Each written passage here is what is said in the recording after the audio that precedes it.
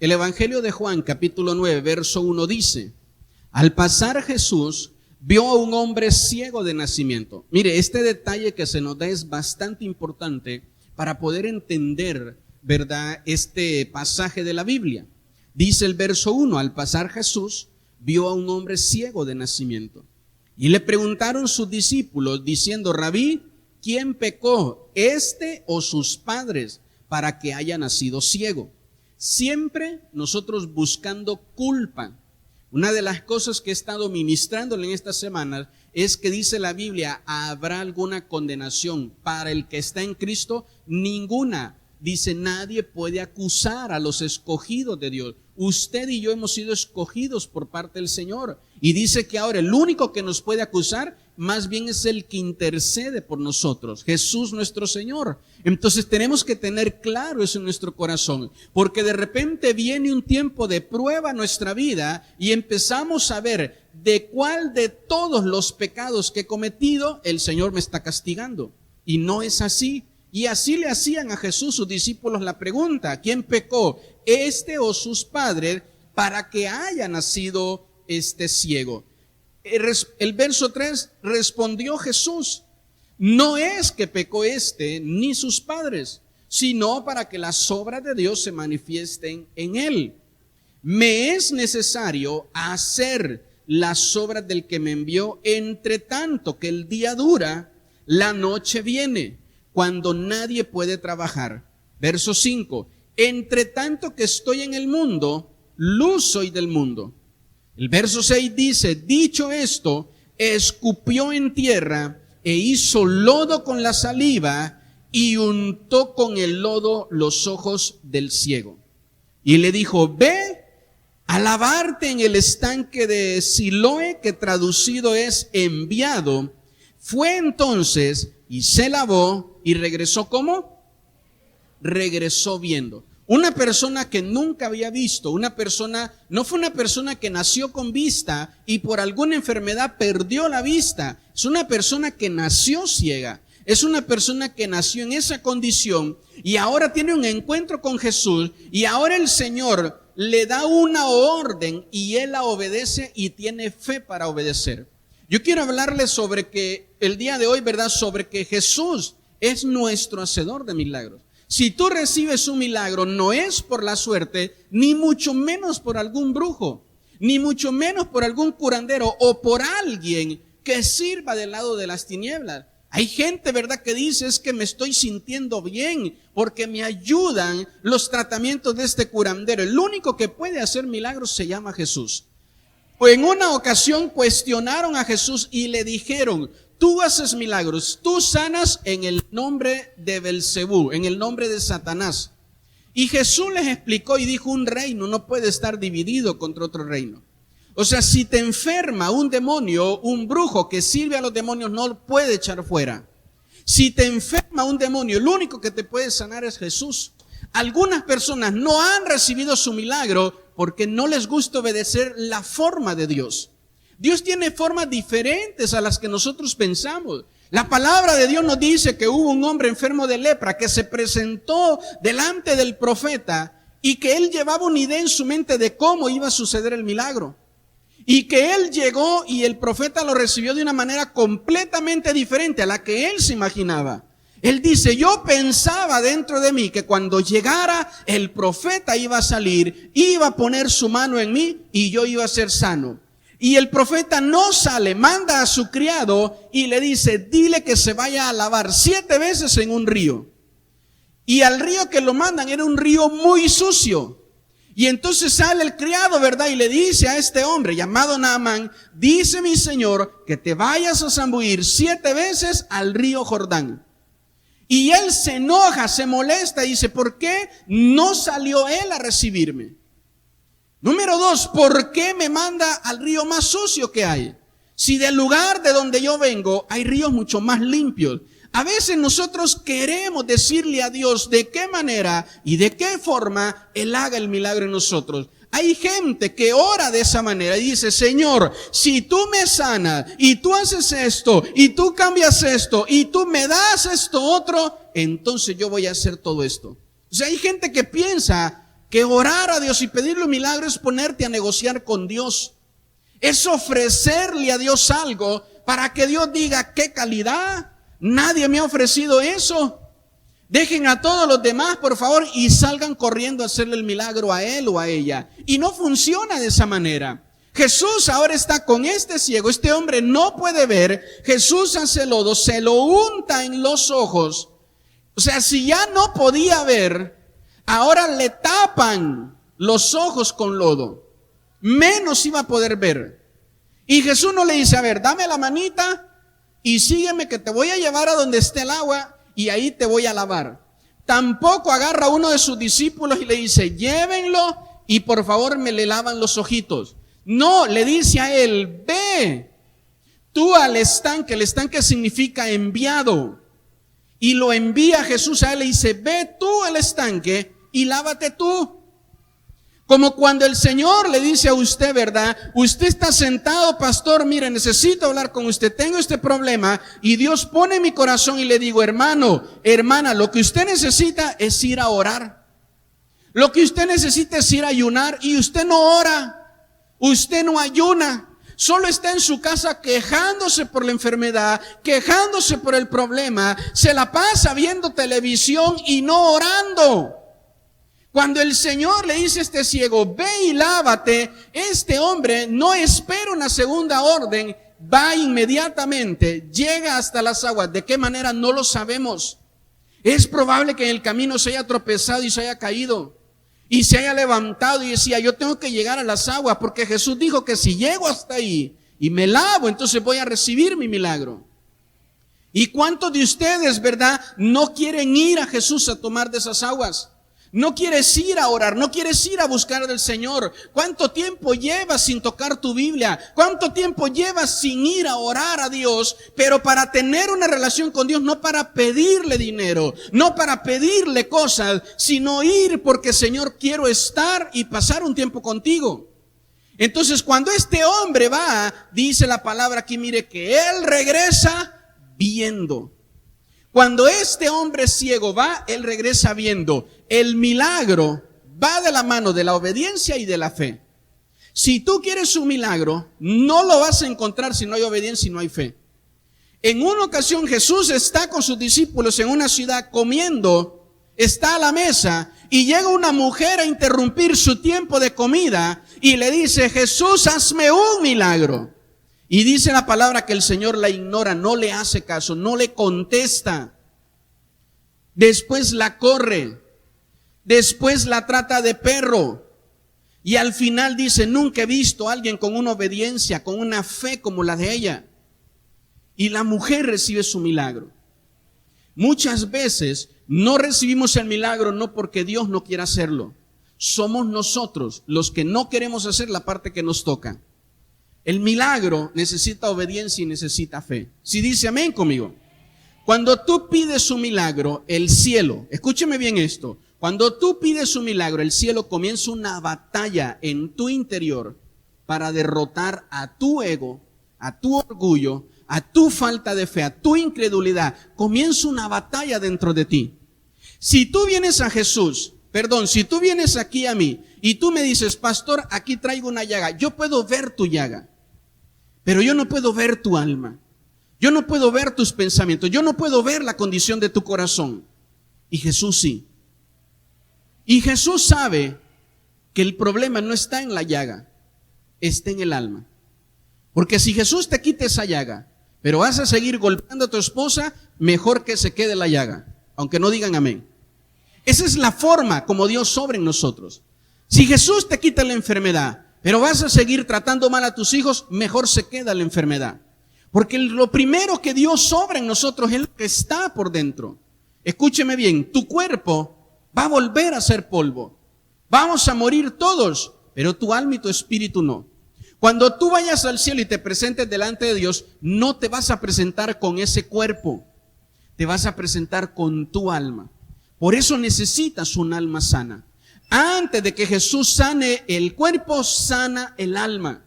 Si tú en tu alma tienes alguna atadura, algún pecado, algo que está en tu alma, Jesús está interesado en sanar primero eso. entonces Él te va a dar una orden. Si tu problema es el orgullo, Jesús te va a decir, ve y humíllate. Ah, no, eso sí que no. Muy bien, tú estás decidiendo seguir con tu enfermedad. Tú estás decidiendo seguir con tu problema. Si Jesús te dice, ve y ponte a cuenta con tus padres y pídeles perdón. Ah, no, a ese señor yo ni le hablo. A esa señora ni la quiero ver. Yo siempre digo que ni madre tengo, ni padre tengo. Yo no quiero saber nada de ellos. Si Jesús te dice, ve a buscar a tu hijo que se fue a la casa, ve a buscar a tu hija y restaura la relación con ellos. Ponte a cuenta con tus hijos. Ah, no, eso sí que no. Y entonces vemos un montón de personas enfermas en cama, muriéndose, y le dicen, ahí está tu hija afuera, dice que te quiere ver. Díganle que se largue, díganle que se vaya, que hace mucho tiempo dejó de tener padres. Hay personas así de enfermas en su alma. Hay personas así de dañadas en su alma.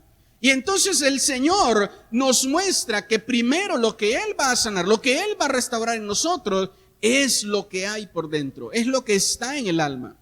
Todos, y yo soy el primero, hemos tomado muchas malas decisiones y tenemos un alma muy enferma que necesita ser sanada. Y el único que puede tener acceso a tu alma es el Señor. No hay medicamento, no hay tratamiento, no hay medicina que sane el alma. Solo Jesús. Cuando tú vengas a Jesús, escúcheme bien, Jesús va a sanar primero lo primero. Es tu alma, es tu corazón. Y después va a sanar el cuerpo. Después. Si tú no quieres que Jesús tenga acceso a tu corazón, a tu alma, si tú no dejas entrar a Jesús a tu corazón, a tu alma, tú solito le estás poniendo una barrera al milagro. Entonces tenemos nosotros que evitar estar luchando contra Dios. El que quiere verte humillado no es tu familiar, es Dios. Porque ya viviste muchos años con orgullo en tu corazón, dañando y lastimando a otras personas. Ah, no, a mí nadie me va a ver, ¿verdad?, derrotado, humillado. Aunque estés pero perdido, tu orgullo te sigue diciendo que estás bien. Entonces, insisto, yo me he encontrado con gente así. Ya no tienen fuerza, ya no tienen salud, están postrados en una cama, lo único que les espera es la muerte. Y todavía siguen aferrados a su orgullo. A decir, no, yo no le voy a pedir perdón, que ni venga a verme. Prefiero morirme sin verlo, prefiero morirme sin verla. O sea, hay gente que piensa que está bien así, cuando al contrario está mal. Entonces nosotros tenemos que evitar estar peleando contra Dios. No pelees contra Dios. Si tu oración está llena de quejas y reclamos, tú estás peleando contra Dios. Cuando tú pides un milagro al cielo, comienza una batalla en tu interior, donde Dios va a vencer todo lo que impida que el milagro llegue. Quiero que entienda esto. Si Dios pone ahorita un milagro en tus manos y tú tienes dudas, te vuelves a enfermar de lo mismo. Podemos orar por ti ahorita, traes un dolor fuertísimo, el dolor se va. Llegas a tu casa y otra vez el dolor regresa. Porque la palabra nos enseña que los demonios se enferman. Jesús, ¿verdad?, a muchas personas le daba una orden, le decía, sal fuera de esa mujer, de ese hombre, de ese joven. Y dice que desde ese momento la persona era sana. Entonces hay personas que cuando tienen dudas, la enfermedad va a regresar otra vez. Va a regresar. Y entonces la persona puede cometer el error de decir, cuando el pastor ora, se me quita el dolor. Voy a ir otra vez a que ore. Voy a ir a otra sesión. Y no es así. Si dice amén conmigo, tenemos que creerle al Señor. Por medio de la obediencia, el cielo abre sus puertas. Por medio de la obediencia, el infierno te persigue. Si tú tomas la decisión de obedecer a Dios, empiezas a ser perseguido por el infierno. Si tú hoy tomas la decisión y dices, yo voy a comenzar a obedecer a Dios, te empiezan a venir un montón de pruebas que ni sabías que existían. Cuando tú decides obedecer a Dios, el infierno desata una lucha en contra tuya, en contra de tu familia, en contra de tu casa. Si dice amén conmigo. Cuando tú decides obedecer a Dios, el cielo te prueba. El cielo te prueba. el infierno te persigue. Cuando tú dices, voy a obedecer a Dios, Dios va a aprobar tu obediencia. Voy a obedecer a Dios, entonces el infierno te va a perseguir. Si dice amén conmigo, y dices, ya no tengo trabajo, te están probando y te están persiguiendo. Ya no tengo fuerza, ya no tengo salud, te están probando y te están persiguiendo. Si entiende conmigo, la obediencia del cielo trae prueba y del infierno trae persecución. Pero si no obedeces a Dios, no hay forma como recibamos un milagro. Tenemos que aprender a obedecer al Señor. Entonces este pasaje nos muestra que los milagros no se entienden, se obedecen. Le dijeron al ciego, ve y lávate. Y él no empezó a pedir razones, a decir, pero ¿cómo va a hacer eso? Yo no miro y me dicen que vaya a buscar agua. ¿Qué tipo de Jesús es este? No, allá en otra iglesia hay otro Jesús más buena onda, que ese cargadito me lleva. Mejor ya me voy de aquí, me voy a buscar a otro Jesús. No, los milagros no se entienden, se obedecen. Si dice amén conmigo. Pues el Señor me ha hecho sentir que me tengo que levantar todos los días a las 4 de la mañana a orar. Pues yo no sé para qué, pero si Él me dice, me voy a levantar a las 4 de la mañana a orar. Siento en mi corazón que tengo que comenzar a leer los salmos. El Señor me pone a mí que lea los salmos, que al terminar de leer los salmos, Dios va a hacer un milagro en mi corazón. Dios va a hacer un milagro en mi vida. Entonces no sé para qué, no sé por qué, y todavía me ponen a mí, yo que cuando me pongo a leer la Biblia me termino durmiendo. Y me dicen que lea, ¿verdad?, el libro de los Salmos. Nada más de pensar en el Salmo 119. Me da un sueño, pastor. Léalo todo. Obedezcan. No quiere entender el milagro. Obedézcalo. Me motivan sus amenes. Los milagros no producen fe. La fe sí produce milagros.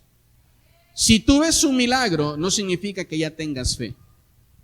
Ahora, cuando tú tienes fe, comienzas a ver milagros. Eso lo vemos nosotros en la palabra del Señor. Algunos esperan el milagro para comenzar a obedecer. Si a mí me muestran, hay personas que me han dicho eso, si usted me demuestra, desde ahí le pongo un alto, yo no tengo nada que demostrarle a usted. Si usted no cree ni a la palabra de Dios, menos va a creer mis palabras. Entonces, no venga con eso. Si dice amén conmigo. Si a mí me demuestra el pastor, no tenemos nada que demostrarle. Tenemos mucho que enseñarle de la palabra, pero, ¿verdad?, la barrera del milagro, escúcheme bien, la barrera del milagro, la única barrera de un milagro es el tamaño de la fe. Marcos capítulo 6, versos 5 y 6 dice, y no pudo hacer allí ningún milagro. Fíjese qué tremendo esto. Está el Señor. Mire, si usted tiene ahí su Biblia, se va a dar cuenta que en la cabecera, en el título de estos pasajes dice Jesús en Nazaret, creo que dice. O sea, Jesús era de Nazaret. Jesús había crecido ahí. Jesús había crecido. Ese era el lugar donde lo conocían a él. Y ahora Jesús va a su ciudad a hacer un bien para su ciudad. Pero cuando llega se encuentra un montón de gente que no cree. Y dice la Biblia, no pudo hacer ahí ningún milagro. ¿Sabe qué es esto? Esto es la experiencia o el momento triste de muchos hogares cristianos. Mi casa es casa de Jesús. En mi hogar es hogar de Jesús y yo no quiero obedecerlo a Él. Y esto es lo que está pasando aquí. Y no pudo hacer allí ningún milagro, salvo que sanó a unos pocos enfermos, poniendo sobre ellos las manos. Y estaba asombrado de la incredulidad de ellos.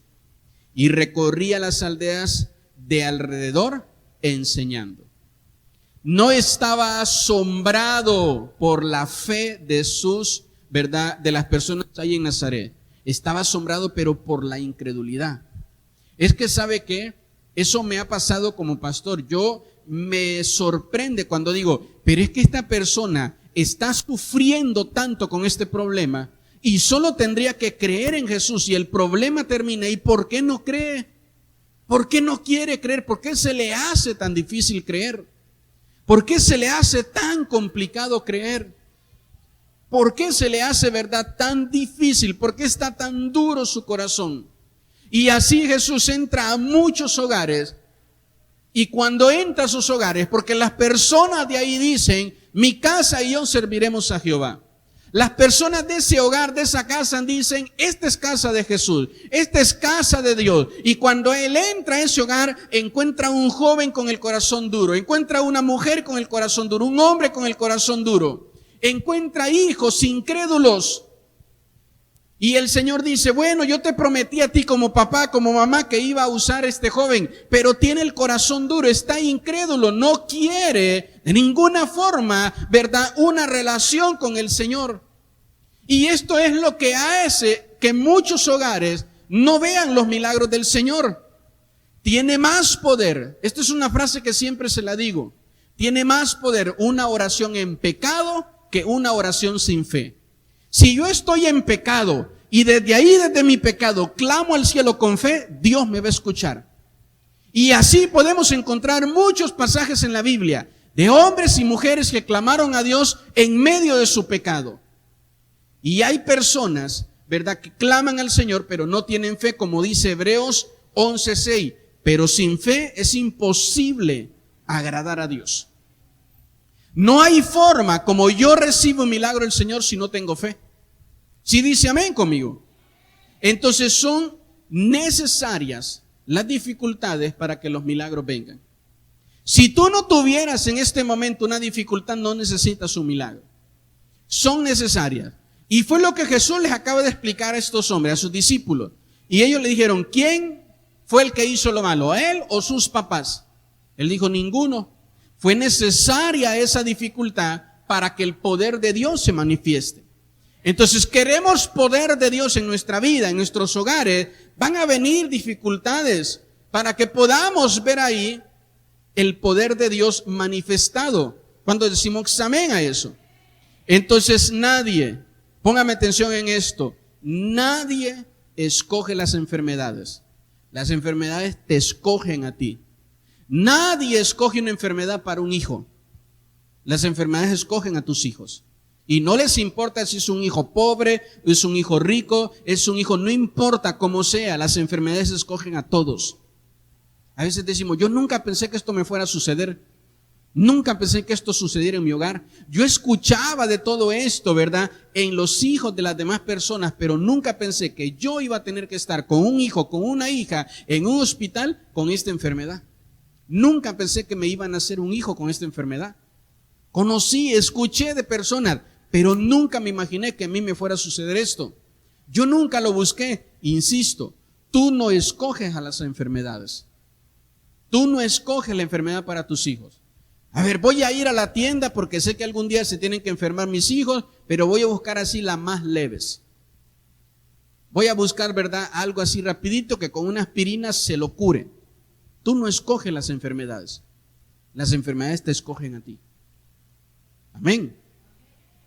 De repente todo estaba bien y un día amaneciste con un dolor fuerte en tu pecho, fuiste al hospital y te dijeron que tenías una enfermedad grave. Nunca te preocupaste por el Señor hasta ese día de esa mala noticia. Nunca te preocupaste hasta ese día de esa mala noticia. Tú no escoges los gigantes con los que vas a pelear, ellos te escogen a ti. Ellos dicen a ti, voy sobre de ti. Voy sobre tu matrimonio, yo me encargo que tu matrimonio se acabe. Ellos son los que te escogen a ti. Ellos escogen a tus hijos. Amén. Tú no puedes escoger las enfermedades. Tú solo puedes escoger al que hace milagros y te libra de las enfermedades. A ese sí lo puedes escoger. A él sí, tú sí puedes escoger por Jesús. Decidirte por él y decir, Señor, no sé por qué me está pasando esto. No sé por qué estoy sufriendo con un hijo en esta situación. Lo que sí sé es que tú lo puedes levantar de ahí. Es que tú puedes hacer el milagro. Y tú escoges a Jesús, quien hace milagros y quien salva. ¿Cuántos dicen amén conmigo? Entonces, la mayor hazaña de nuestra fe es permanecer esperando un milagro. La mayor hazaña de tu fe es permanecer esperando un milagro. Ya llevo un año orando por el milagro y no sucede. ¿Y qué está haciendo, hermana? Sigo esperando. Tengo fe para esperar. Tengo fe para seguir creyendo. Me han dicho que para qué sigo yendo a la iglesia si como quiera no sucede nada. No, es que la mayor hazaña de la fe es seguir esperando. Eso lo define el libro de Hebreos. Dice, la fe es esperar lo que no se ve. Si tú me dices a mí, yo soy un hombre de fe, porque cuando oras te pones a gritar tu oración, eso no es fe. Yo soy una mujer de oración porque cuando oro, ¿verdad? Pues yo lloro y derramo ahí lágrimas y le pido al Señor. Eso no es fe. Amén. Si tú te descubrieron una enfermedad y venías todos los domingos a la iglesia y orabas todos los días y de repente ya dejaste de orar, ahí está la prueba de tu fe. Ahí está la prueba de tu fe. Vamos a tener una semana, hermanos, de ayuno. Ay, pastor, a eso sí yo no le entro. Y ahí estaba tu milagro en esa semana. En esa semana estaba la orden de que fueras a lavarte. Y tú dices, ay, no, yo eso no. Peor ahorita que vienen los tamales de no sé qué. Yo a eso sí no le entro, pastor. Mire, yo soy bueno para cantar y para orar, pero para ayunar, no, para eso no.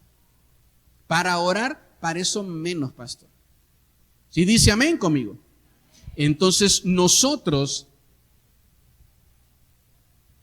tenemos que aprender a confiar en el Señor. Esa es la mayor hazaña de nuestra fe. Debemos de buscar los milagros que salvan. Póngame atención en lo siguiente que le voy a enseñar porque parece contradictorio y no lo es. Pero tienes que buscar los milagros que salvan, no tanto los que sanan. Tienes que buscar los milagros que salvan, no los que sanan. Si tú cometes un pecado, el pecado atrapa tu alma y enferma tu cuerpo. Amén. Si tú recibes un milagro y eres sano de tu cuerpo, pero sigues con el alma atada, oprimida, ahí es donde, insisto, está el problema. Mateo capítulo 7, verso 22 y 23.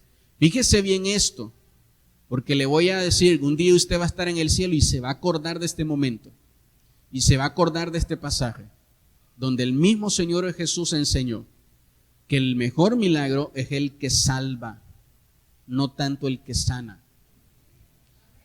Ahí el verso 22 dice, muchos me dirán en aquel día, en el día cuando estén delante del Señor, Señor, ¿no profetizamos en tu nombre? Y en tu nombre echábamos fuera demonios, y en tu nombre hicimos muchos milagros. Verso 23, y entonces les declararé, nunca os conocí, apartaos de mí, ¿qué? Hacedores de maldad. ¿Dónde está la maldad del hombre en su alma? Ahí está la maldad. La maldad no proviene de Dios, dice la Biblia, proviene de los malos deseos y de las malas intenciones del hombre. Entonces nosotros, yo le vuelvo a repetir, a veces vemos en las iglesias hombres, mujeres, ya grandes, ¿verdad? Llorar, sufrir, rogar porque quieren un milagro. Y usted dice, ay, pobrecito ese hermano, pobrecito esa hermana, ¿por qué Dios no hace el milagro? Usted ni tiene idea de la vida que llevó ese hombre y esa mujer. Y a cuántas personas dañó, lastimó. Y lo que Dios quiere es que restaure primero su alma. ¿Sí dice amén conmigo? Entonces, ¿sabe qué? Llorar y sufrir no es perder. Llorar y sufrir no es perder. Perder es dejar de creer. Eso es perder. Entonces yo estoy llorando, yo estoy sufriendo por lo que está pasando, llore todo lo que quiera. Gánele a la llorona, llore todo, pero calidad. Sufra todo lo que tiene que sufrir, pero no dejes de creer. Si dice amén conmigo, no dejes de creer. Ya no aguanto esta enfermedad y estás desesperado, estás haciendo tu rabieta, estás llorando, sufriendo, llora todo lo que quieras. Sufre todo lo que quieras, pero no dejes de creer, porque en el momento que dejas de creer, perdiste la batalla. Si tú lloras, no pierdes. Si tú sufres, no pierdes. Pierdes cuando dejas de creer. Ahí se pierden las batallas. Pero mientras nosotros sigamos creyendo, la salvación, la esperanza del Señor va a venir sobre nosotros. ¿Cuántos dicen amén? entonces llore. Si quiere, grite, por favor. Que le conozcan como el loco o la loca del barrio, porque llora a gritos ahí por las madrugadas. Parece que se aparece la llorona dentro de esa casa. Es un lamento y un lloro ahí. Llora lo que quieras, grita lo que quieras. Amén. Pero sigue creyendo que Dios va a hacer un milagro. Sigue creyendo que Dios va a cambiar ese hombre. Sigue creyendo que Dios va a cambiar esa mujer. Sigue creyendo que Dios va a obrar en tu hogar, en tu familia.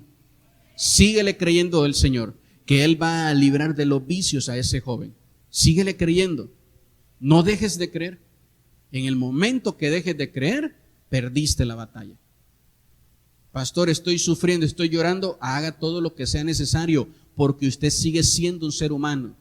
Usted tiene emociones y uno se cansa, uno se desanima de la prueba, de la lucha, y uno llora, uno se frustra. Cuando uno dice, yo no veo un cambio aquí, las cosas cada vez van peor. ¿Cuándo las cosas van a suceder? Uno empieza su humanidad a traicionarle. Por eso insisto, hace un momento le dije que cuando usted pide un milagro, comienza una batalla en tu interior. Dios va a pelear contra tu yo. Porque si Dios no estuviera peleando contra tu yo te gana, gobierna y pierdes la batalla. Amén. ¿Cuántas cosas comienzas emocionado y las abandonas cuando te desanimas? Cuando te desanimas, cuando estás triste, dices, ya no quiero, ya no, ya mejor ahí muere, ya mejor ahí, ya mejor díganle al pastor que ahí está su carpeta, ya no quiero, ya. ¿Pero por qué? ¿Por qué no quiere?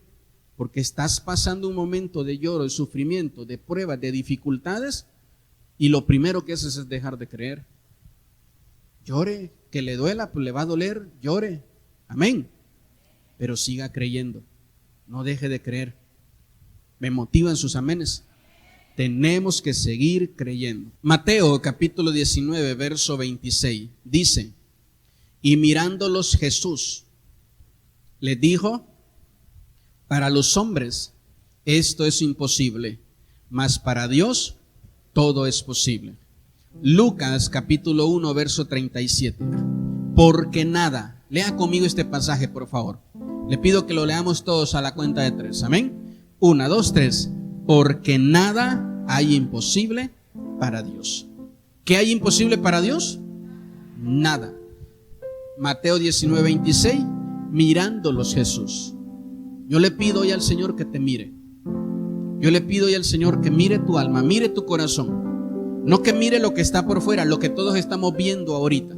No, de verdad yo le pido a Dios, mire tu interior.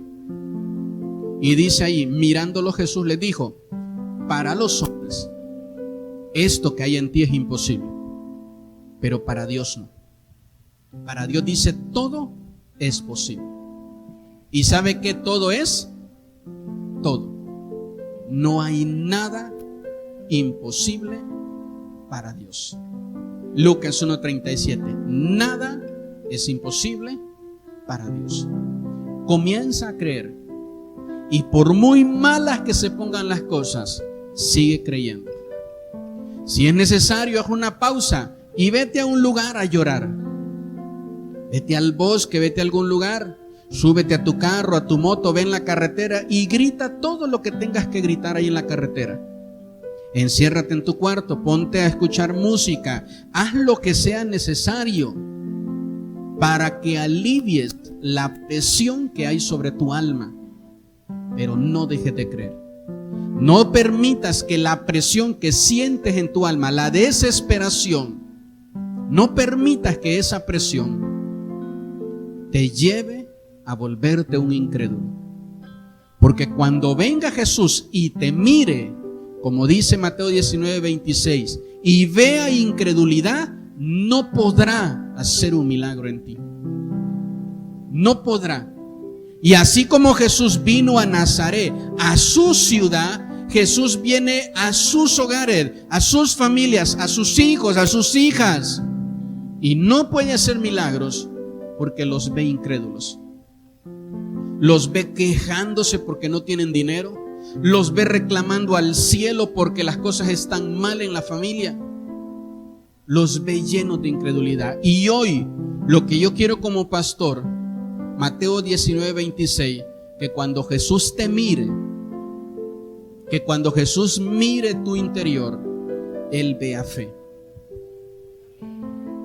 Por fuera Jesús te va a ver apaleado, te va a ver apaleada, ya no aguantas otro golpe más, pero por dentro te ve creyendo.